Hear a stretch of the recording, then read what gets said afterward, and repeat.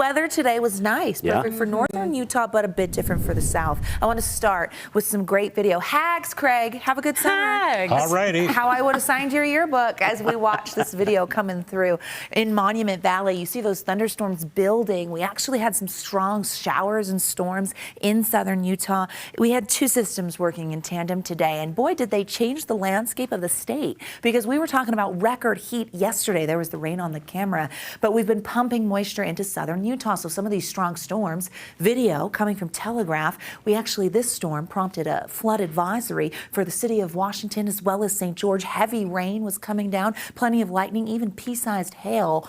But in northern Utah, we were just significantly cooler as the cold front came through. Satellite radar shows activity in the last few hours, and you see the direction of the storms still active down there towards the southwestern corner of the state, and cloud cover lingers. We have above average moisture potential right now, and that's going to linger into tomorrow. Meanwhile, in northern Utah, we cooled down. That 96 yesterday broke a record, but today, cooler.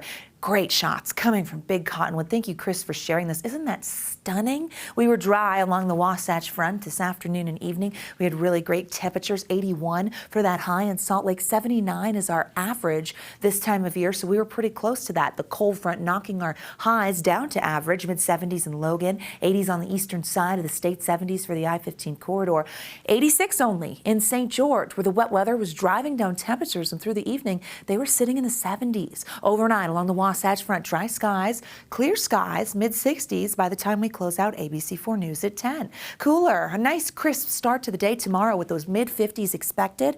We'll get to 60 by 9 a.m.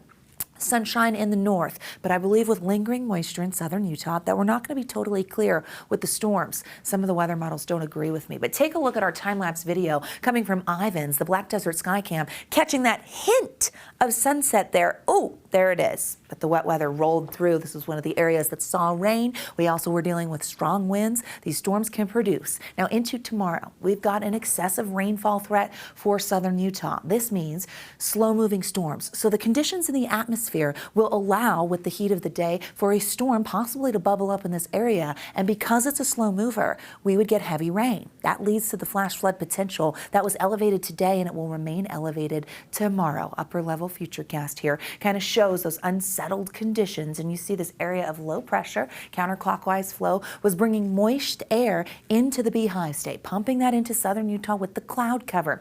We also saw a front come through. Now with lingering moisture tomorrow, isolated storm potential, and we know into Wednesday we get another surge. So the threat of thunderstorms will be there for the midweek in the southern half of the state. That low is going to play with us a bit. We've got the chance of that moisture to push into central Utah by Thursday, and possibly some isolated storms on Friday in northern Utah. So we're staying unsettled. Overall, this is going to be an unsettled pattern here, because that ridge of high pressure that brought the heat we saw yesterday, that's not really going to return until early next week. So our warming trend will be underway for the weekend, but the ridge won't center up until early next week. So some changes. This big pattern shift has arrived. That has meant wet weather in southern Utah, and it will continue into tomorrow.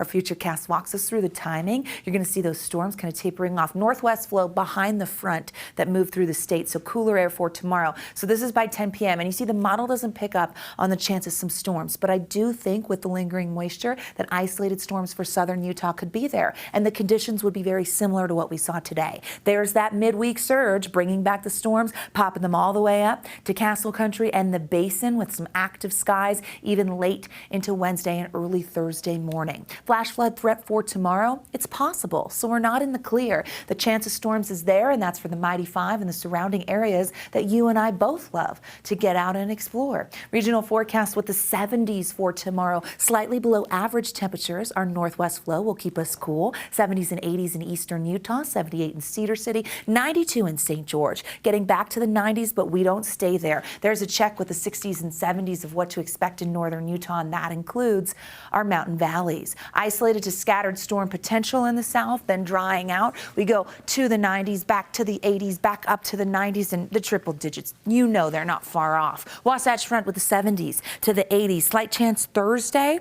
Isolated storms Friday, dry by the weekend with the 90s making a return. Yesterday was a little too hot for me, dare I say. Yeah. It was toasty. That cold front came through on cue. Oh.